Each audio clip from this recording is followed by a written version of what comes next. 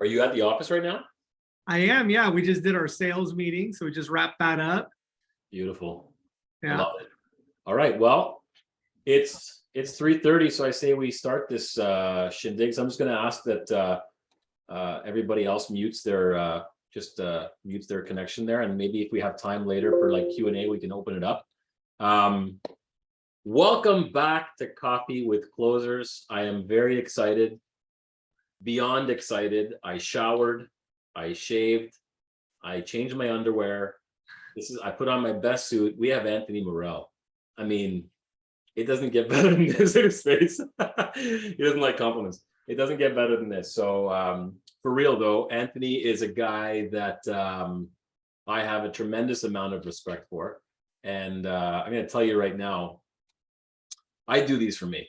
I mean, I do these for me because I have fun talking to people that inspire me, that give me energy, that give me, that have helped me in my life and that I learn from and I grow with and I have fun with. And that's Anthony.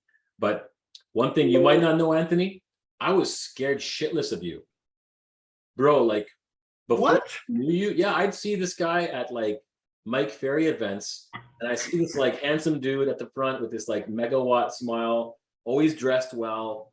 And I always said to myself, I need to know this guy. I want to get to know him. I just need to know him because his energy is off the charts. He's always happy. He's always smiling. Whatever he's on, I want some of that. And I finally built up the courage to go introduce myself to him. And I'm like, sometimes you're afraid to meet, people that you respect or you idolize because you're not sure if they're going to be cool.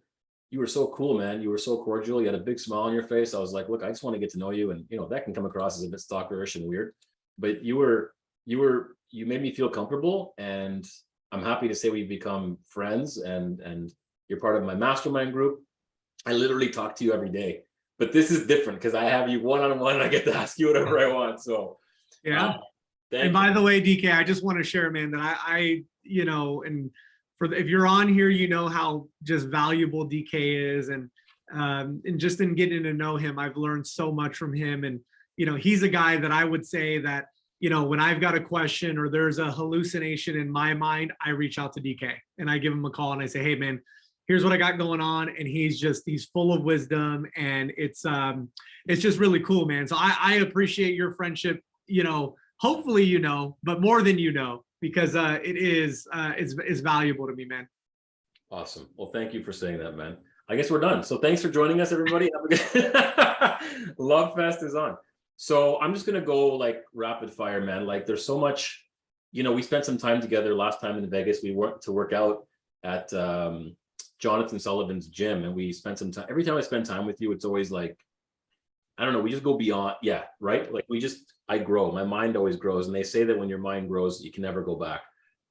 I just want to get to know you like from the earlier days. So like, first of all, how old are you right now?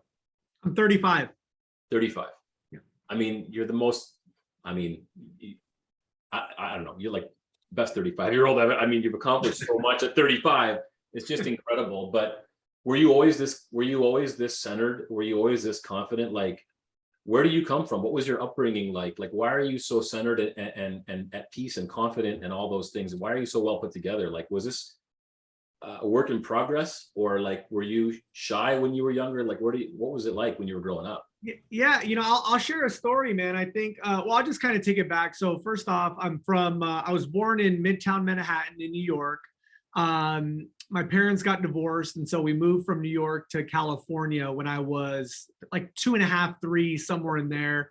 And we moved to Rialto, California. So DK, you may not know Rialto being from Canada, but I'll share with you. It's literally like, there's a street there. It's called Lilac, and there's like a famous donut shop that's like on the corner of that street. It's right next to Eisenhower High School. Yeah. There's another street called Jackson, and these are like projects, like straight up, mom was on welfare, 3 boys type of a thing. And, I was super into baseball, and that was kind of my dream growing up, was baseball. And so I literally, I was telling somebody the other day, because it rained, and I was like, oh, the rain is so cool now. But I used to hate it growing up because I couldn't play baseball or sports. I was very athletic, very into sports. Yeah. So, you know, baseball, basketball, anything I could get involved in. I just love being in those types of dynamics and playing sports. And so I would say a big influence in my life was definitely my older brother. I vividly remember when I remember when he met Mike Ferry. Yeah. And I'll wrap this thing around, but like, I remember we went from living in like a small, like little 2-bedroom apartment, mom was on welfare, to like living, by the time I got to high school, we were living literally like best house in Rancho Cucamonga, top of the hill type of thing. And I saw all this, like literally before my eyes, like I remember when my brother met Mike, and I remember when, you know, I would go to his office and he'd be role playing in the morning and he'd be doing all these things. And I literally I just saw the transformation of life. And quite frankly, like growing up, I remember thinking I had a buddy, his name was Chino, and Chino's dad was a mailman. So I remember Chino's dad one day said, like, we were talking about, because they owned a house. And that was like the biggest thing ever. If you owned a house, you made it in my eyes, right? Yeah. And Chino's dad, I'll never forget him saying, he's like, yeah, man, he's like, I make like $40,000 a year. And I remember going,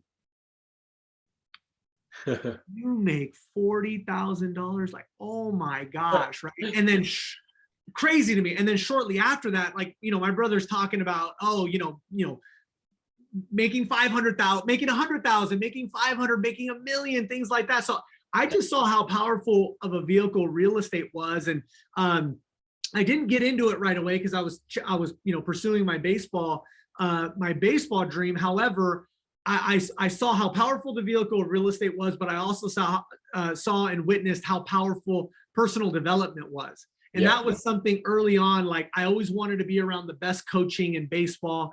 And so I learned a lot of the principles that I still follow today from my earlier baseball coaches. Mike Spears, he's no longer with us, amateur baseball development.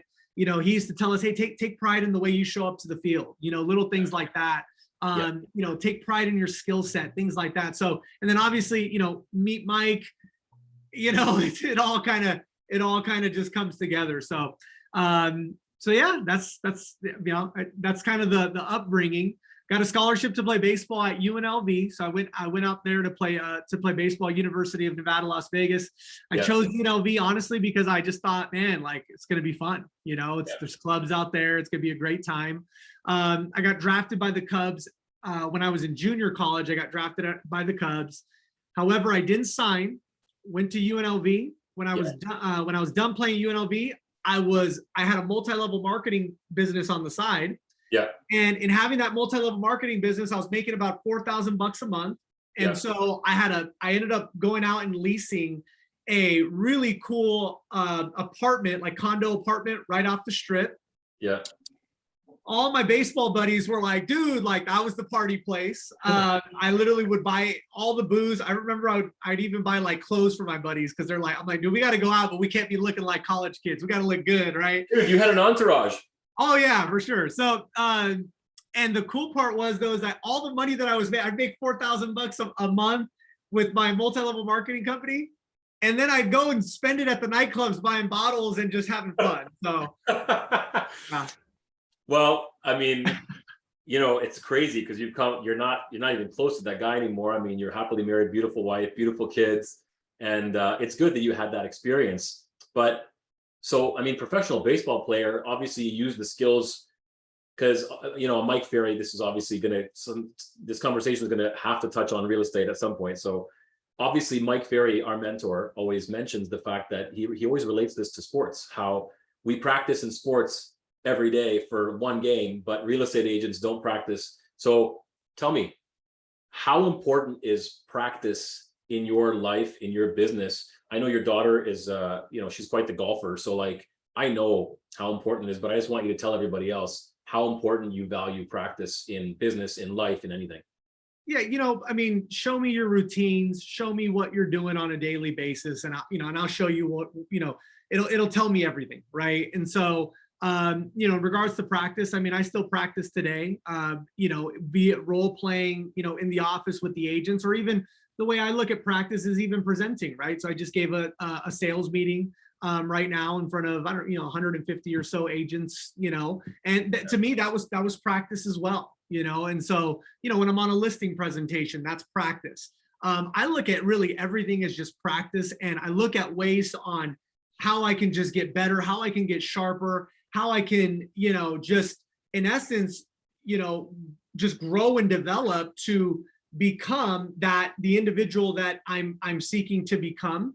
And I'll tell you this though, it's not just about practice, because I think the practice element, like I've seen a lot of people that practice religiously, but I think, and as you asked me the question, I think one of the key things is you have to be willing to like reinvent yourself.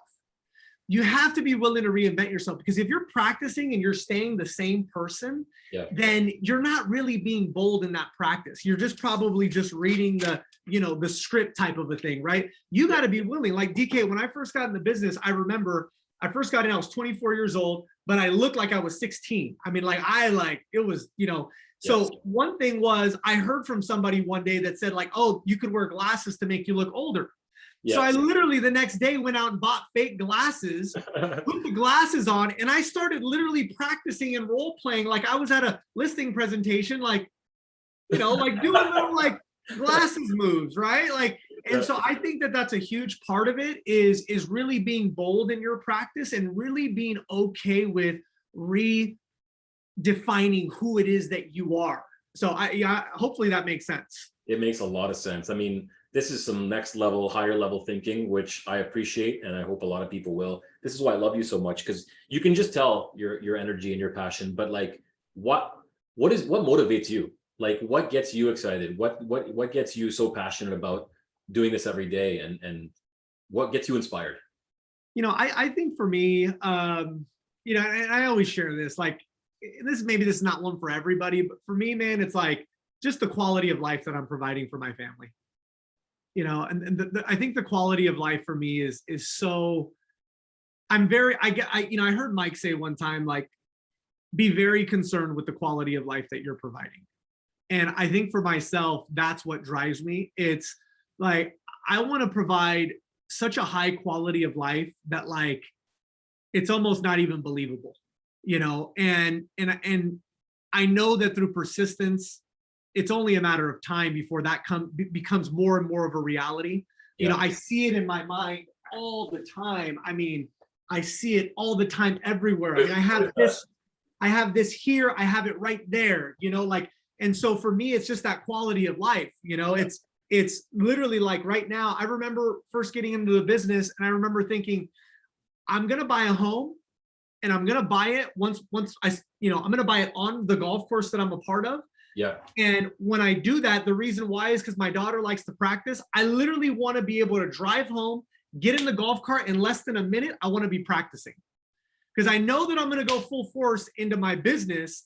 I don't want my family life to suffer because of that. And so I think for me, it's all about just the quality of life.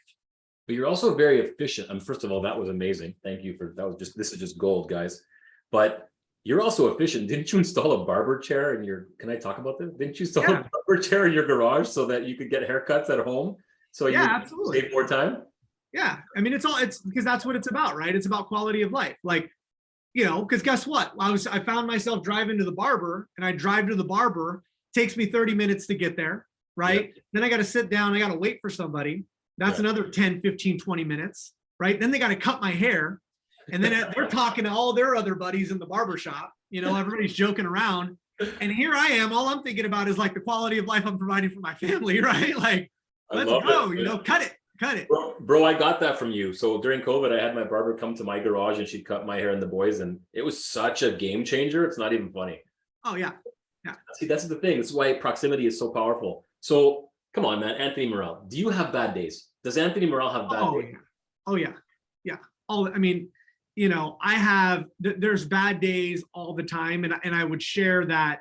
I always go back to and I've got an important point on this because it's very important, but I always go back to the wolf, right? If you see the wolf that has like like it's like an Instagram meme or something like that. It's like there's a wolf that has like one arrow in them and they're like on the floor and they're like dead. You know what I mean? They got one thing that happened that was bad. And then there's the other wolf that has like freaking like 50 arrows in them. And they're like, you just see them like they're just still going, you know?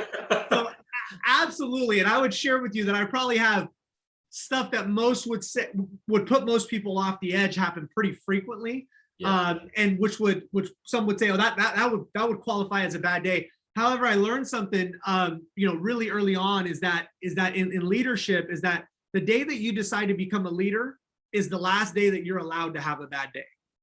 Bam. Oh my and God. so for the way that I look at it is that we're all leaders to our clients.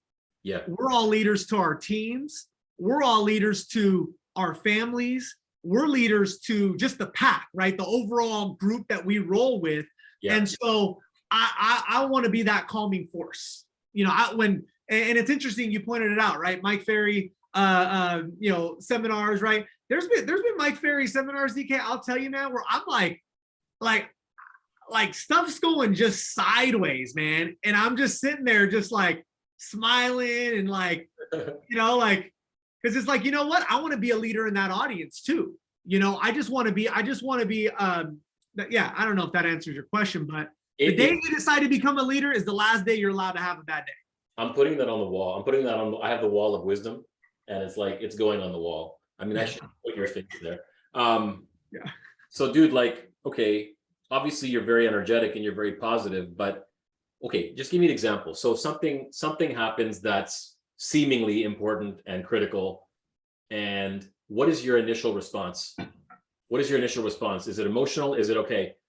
Figure out the solution, move on. Like, what is your response when someone approaches you with a problem? Yeah. So I think my initial response, as you're asking it to me, is the first thing that comes to my mind is my board of advisors. Okay. And so what I like to do is I'll figure out, okay, what area of life is this a challenge in? All right. So that could be financial, that could be family, like relationship, that could be business, that could be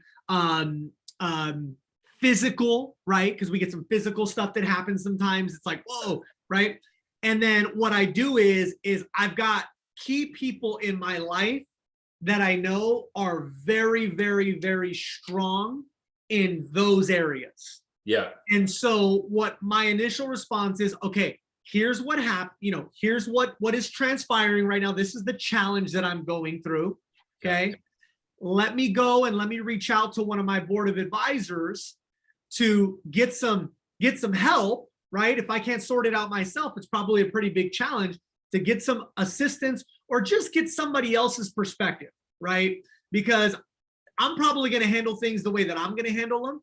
But when I get other people's perspective, then it's like, that's a good thought, and now it'll help me kind of, I don't have to reinvent the wheel. Right. Just look for someone else that's, can handle that problem. Go there. I mean, it's about efficiency.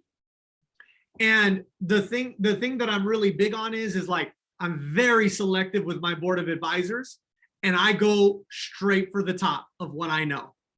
I mean, I go for the top. And so, I always tell people this, like even with Mike, I try to call Mike like once a week. Right. Just because I want him to know that I'm here. Right. I'll reach out to, like, for example, a Gino. I'll reach out to you. Like, and we had a conversation this week, I think it was, right? Where I'm like, yo, DK, here's the deal. And you're like, yeah, no, and I'm like, thanks, got it. Let's roll. Yeah.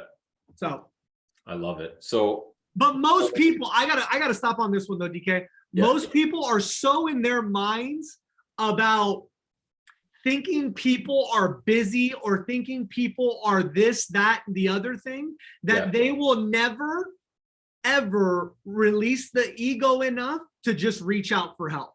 And that's unfortunate. It's sad. Dude, you've interviewed some pretty influential, some pretty big people in your lifetime.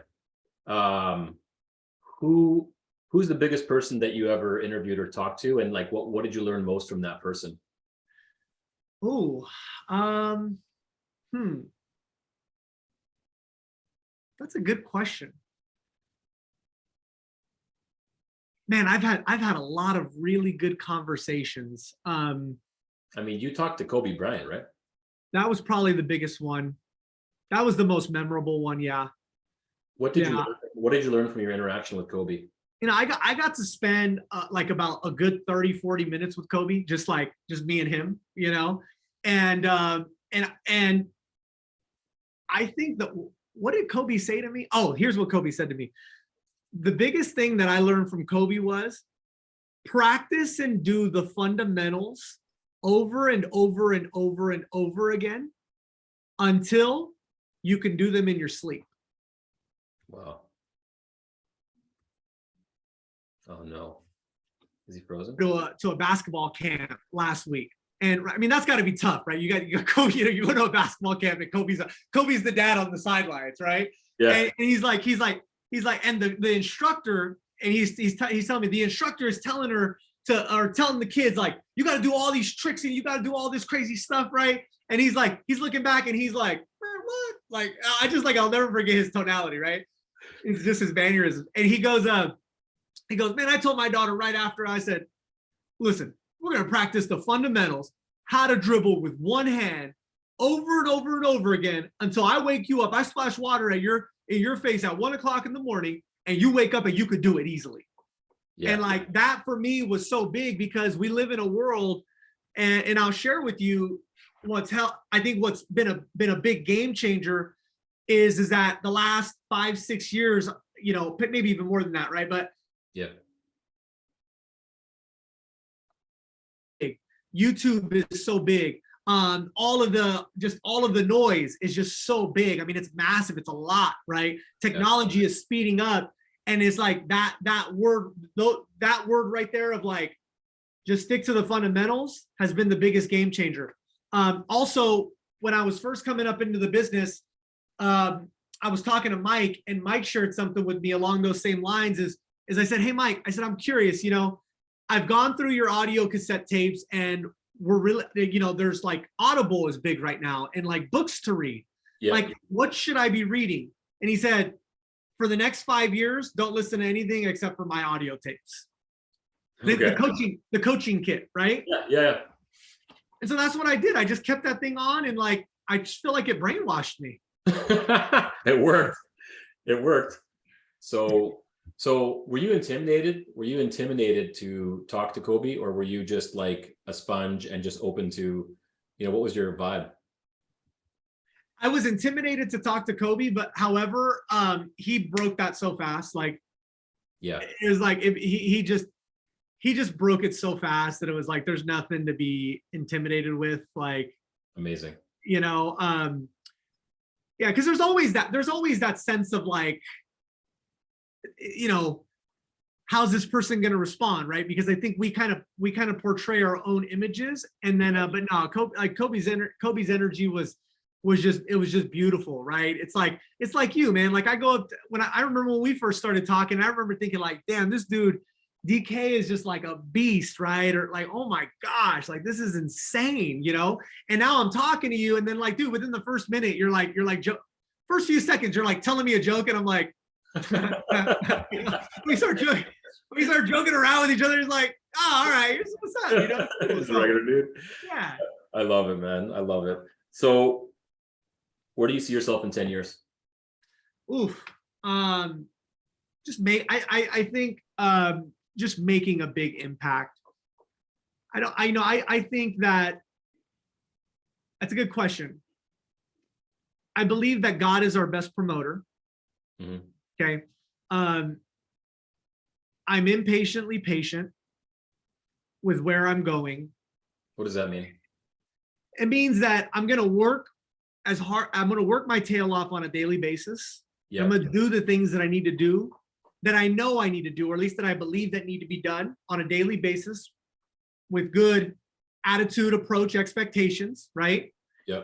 And I'm also going to have unlimited patience with that too. And so I think where I end up in 10 years, just making a bigger impact. Yeah. How that looks. Yeah. You don't know. Do you get really overly concerned with the how, or is your why just so like ingrained in your brain that you figure it out? You know what, man? Like, I don't really get concerned with the how. For me, it's more of just like my statement of desire. Yeah. So I have a statement of desire that I created, and so I read that to myself every morning, and that's got some cool things in it that really pull me, right, and that really you know, move me, I think, in a good, positive, healthy in a good, positive, healthy way. Yeah. And then I just think that God's the best promoter. Like, you asked me to do this, and I'm like, yeah, sure, right on. And then like I was in the bathroom, and one of my buddies like, yo, you're gonna be on with DK. I'm like, yeah, I'll be on with DK. And they're like, dang, that you realize that's Canada? And I'm like, worldwide, man. I'm like, that's true. That is Canada, huh? You know, so it's just like, hey, man, like, you know what? God is the best promoter. Like, oh my God, I love you. I don't know who's listening, who's gonna listen, who's gonna hear this, you know, but yeah. It doesn't matter. This is for me. I'm going to put it out in the world and hopefully somebody will hear it and get inspired. But this is for me. If anyone else benefits, that's great. I'm selfish though.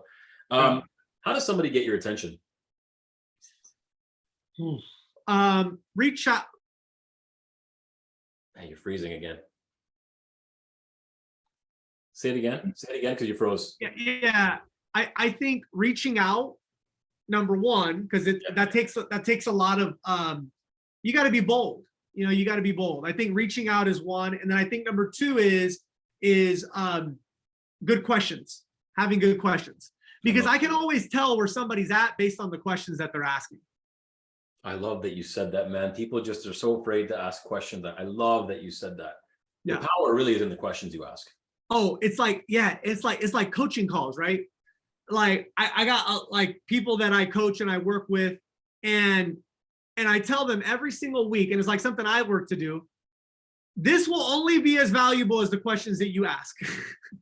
And if you're not asking me the real question that you want to ask, then your time's going to be wasted. Bro, when you're asking me the question that you want, that you really need to get the breakthrough, then I'll help you with that to the best of my ability. How do you not grow? How do you not learn with someone like this in your life?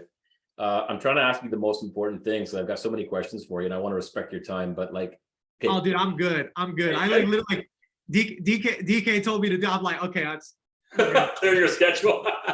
Okay, so when you're not working, what do you do? When I'm not working, like when I'm not in the physical presence of working. So the way I look at work is like I'm waking up, I'm going through my routines, right? I'm working out, I'm getting to the office, I'm doing that. Man, I'm on the golf course with my daughter a lot. Yeah. I'm at football practice with my son. I am taking my 3-year-old to the park or jumping on the trampoline with her. I'm spending quality time with my wife. I'm showering my family with love, affection, quality attention. That's what I'm looking to do. Or I am hanging out with some really good quality just people, and that's what I'm doing. Okay, thank you. I love it. Books, favorites. What are you reading now? And then somebody asked a question: what books do you recommend to help with your mindset? I know you read a lot.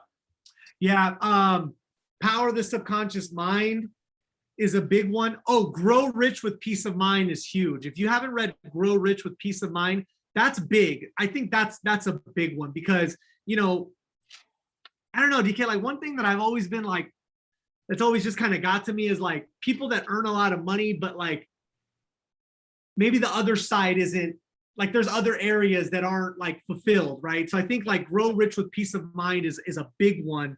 Okay. I'm just looking through this right here. 48 Laws of Power, The Laws of Human Nature, Cash Flow Quadrant, Infinite Self by Stuart Wilde. That's a really good one. Infinite Self.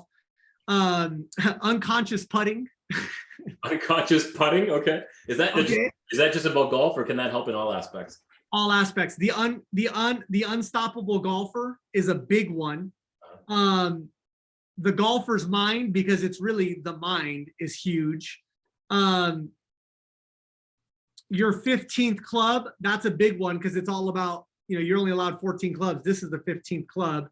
You know, and then you got your classics, right? Relentless, Lead the Field, Earl Nightingale. I mean, that's a big one. How Champions Think, Bob Rotella. Law of Success is huge, Napoleon Hill. How to Win Friends and Influence People. I mean, you know, there's just an abundance of them, man. Yeah.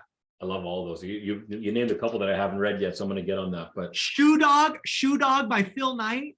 Love Shoe Dog. Bro, Nike, you went to Greece and you got inspired by the Greeks. Yes. If Shoe Dog, The Compound Effect, I mean, another big one. Yeah, there's just, you know, there's a lot of them. Cultivating an Unshakable Character by Jim Rohn is another one. How much do you read, man? Every day. Or I listen. Yeah, same thing, whatever. You're filling your mind. Like, did you have to work on that? Like, do you make the time? Is it, and when you're in the car, at the gym, when do you do it? Both. Yeah. Just, you know, there's a lot of times where I will,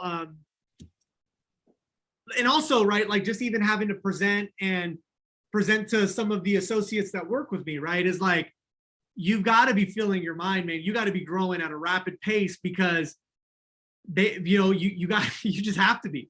You got to be coming up with stuff. You got to be listening to stuff. You got to be shifting yourself. So you almost got to like take your mind in your current circumstance and just go like this, and then start filling it with with stuff that's gonna enrich people. You know. I got a funny story. There was we had a mastermind call a few months ago. I never told you this, but I don't remember the context, but it was something about somebody was asking about in our group. Oh you no! Know, what if something doesn't work out, or what if it turns bad? And your face was literally like this, like I don't understand. And we're like, you know, like what if it doesn't work out? Like what if things go sour? And you're like, I don't follow. And I thought to myself, this guy doesn't have the ability to see things not pan out. Like you were so. It was so foreign to you that this situation wouldn't pan out. And I just, watch this. Ready? Tell me. Watch this. Tell me. The world is in perfect order. The world is in perfect order. Why? Why do you feel that? And all my guys in Fullerton are just look, the world is in perfect order. Alex Lair. I don't know. I love Alex. And if you guys don't know Alex, find a way to know him. Dude is just, right. Yeah. And one day he looks at me and I'm talking to him and I'm saying, hey Alex, and I go up, I spend time at his ranch with him just to like get that quality. And he just goes, hey bud, the world is in perfect order.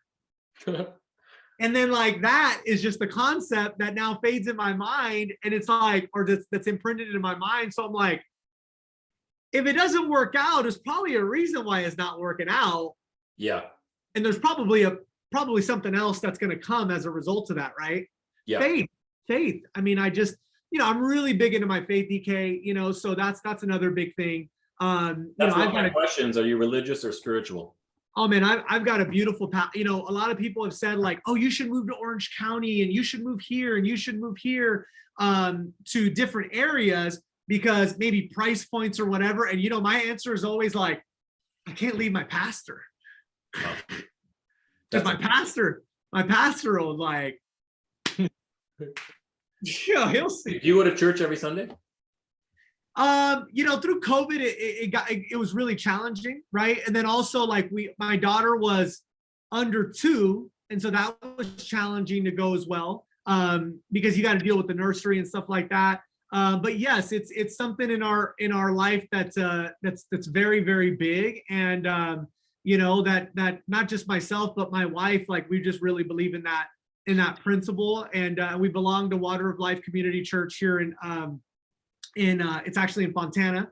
There's multiple campuses, and that is like, dude, Pastor Danny is like, he's got men's barbecues. I'm going. Like, I love that. Because it's just it's so fruitful, man. It's not even the financial stuff. Like that stuff, you work, you get the skill set down. That stuff comes. You know what I mean? It's like but I just think like that fruit of life is it's huge. It's huge, and definitely.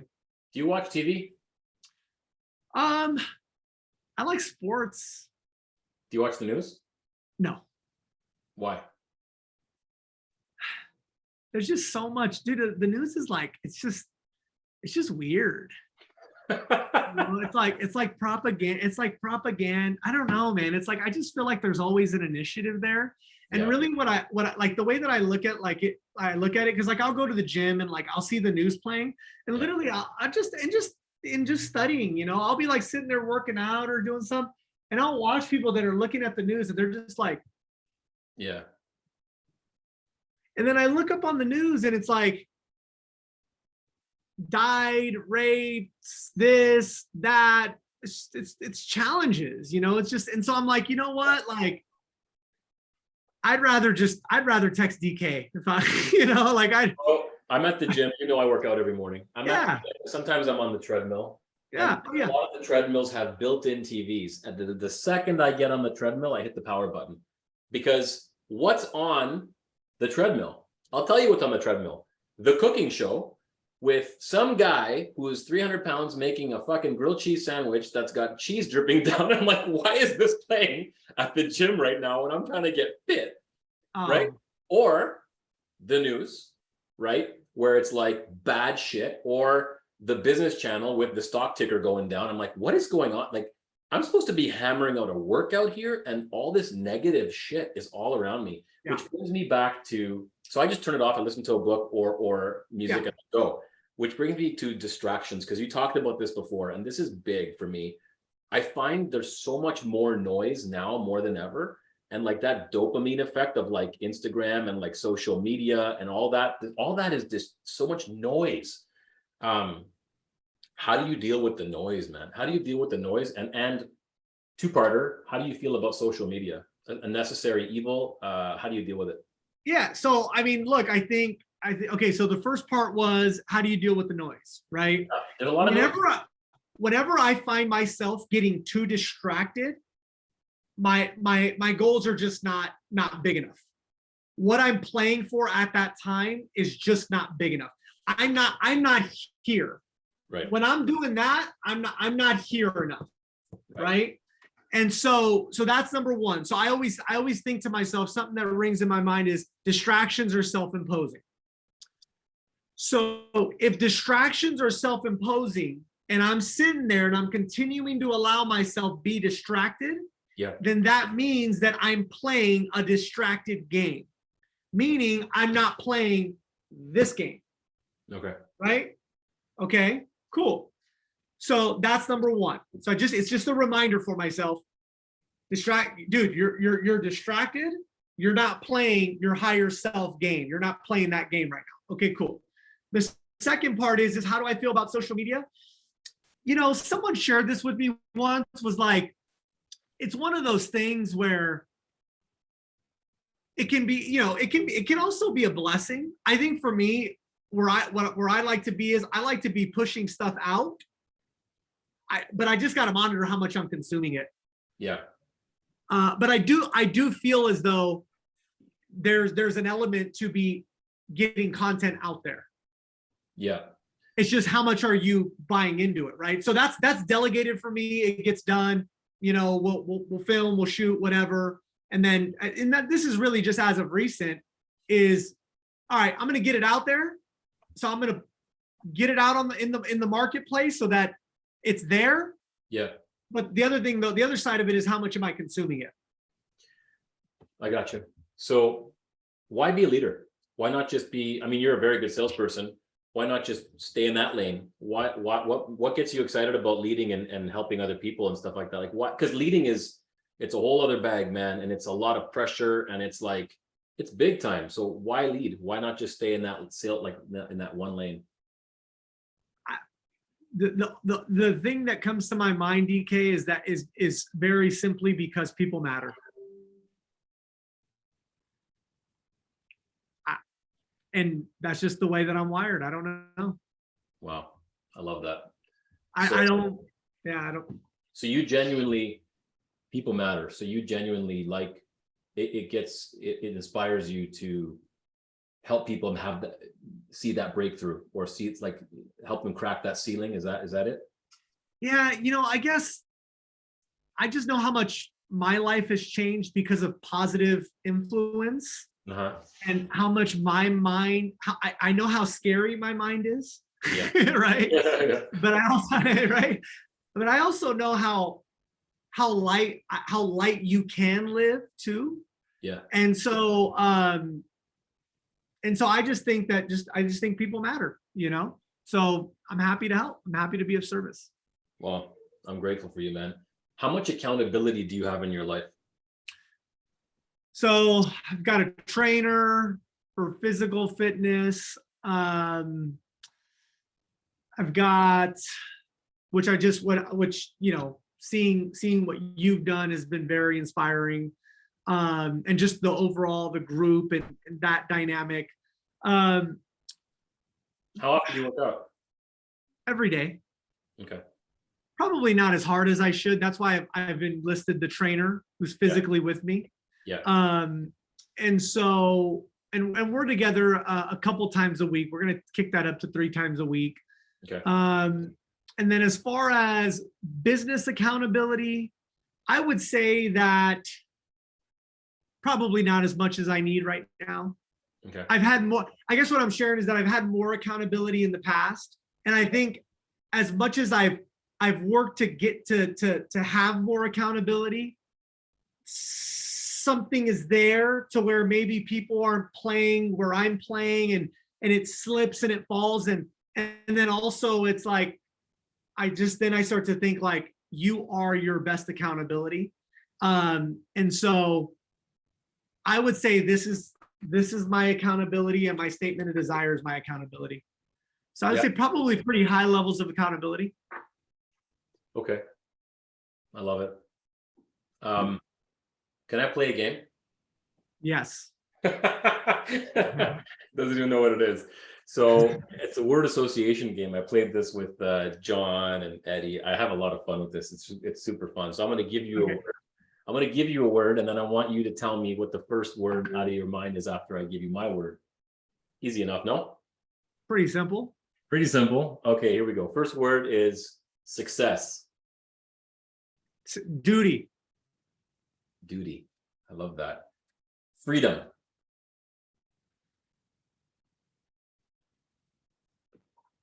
I am free.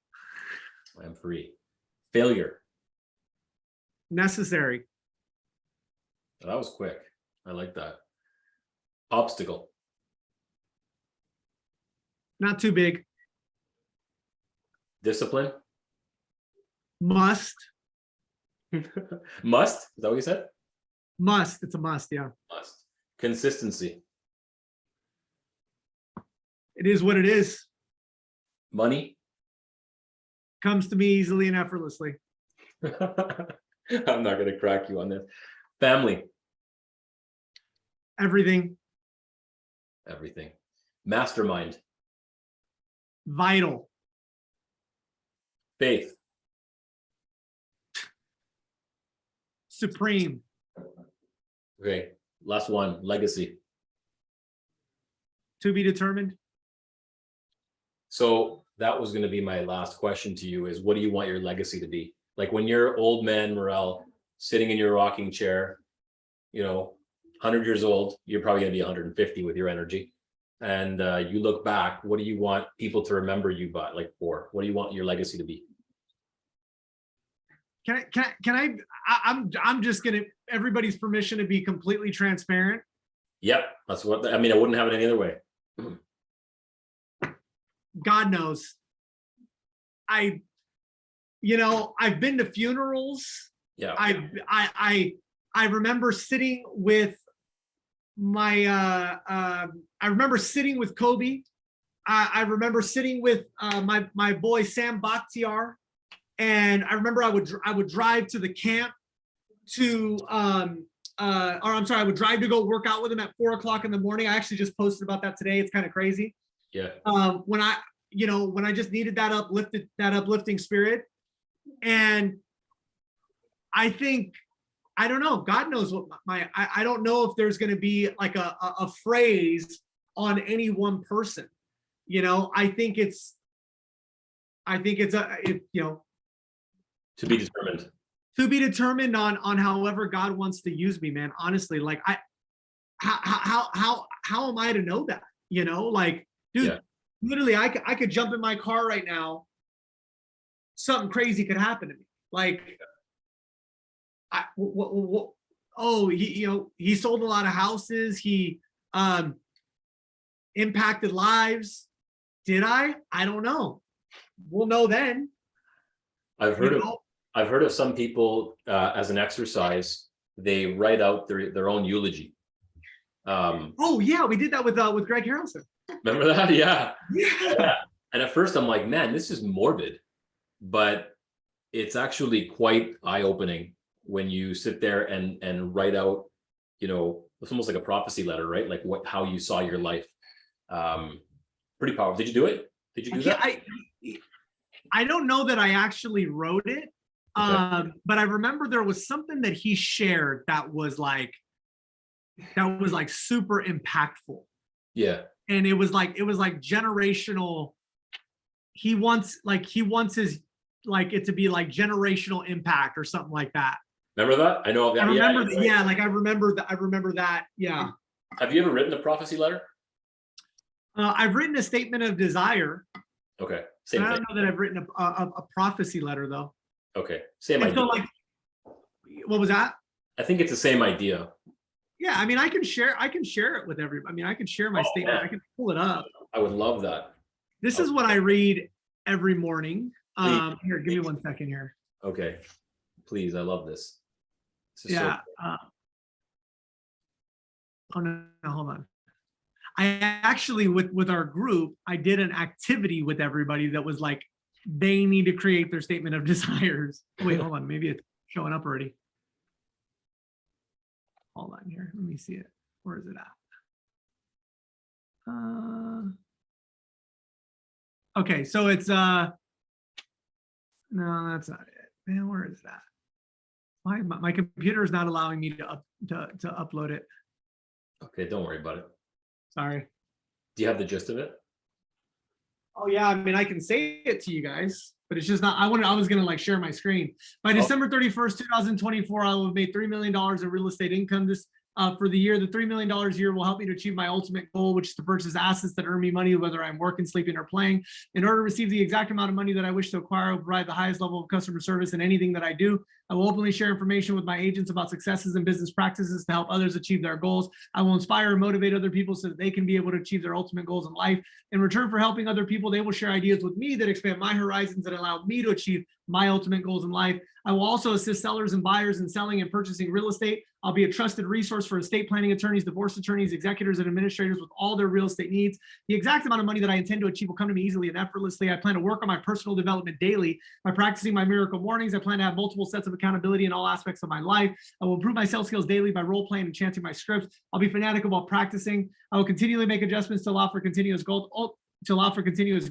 Ultimately, throughout this journey, I will enjoy every single moment of my life and be 100% present in the moment. I'll be there physically, mentally, and spiritually for all my loved ones and inspire them to achieve their ultimate goals in life. My relationship with Kristen, Talon, Jasek, and Aniston will be amazing beyond belief. I believe that I will have this money in my possession. My faith is so strong. I can now see this money before my eyes. I can now touch it with my hands. It is now awaiting transfer to me at the time and in the proportion that I deliver the service I intend to render in return for it. I'm awaiting I know that I have the ability to achieve my definite purpose in life. Therefore, I demand of myself persistent action towards its attainment. And I here and now promise to achieve and exceed the attached plan of action. I realize the dominating thoughts of my mind will eventually reproduce themselves in outward physical action and gradually transform themselves into a physical reality. Okay. I've read it once or twice. Yeah. Sorry, how often do you read this, man? Every morning. Every morning. In your head or out loud? No. I have it. I have it with me. And as I get to the gym, you know what I mean? It's just part of the deal. Oh my God. Anthony, you are a gift. You are a beautiful gift, man. And I'm so grateful to have you in my life. And there's 11 people here.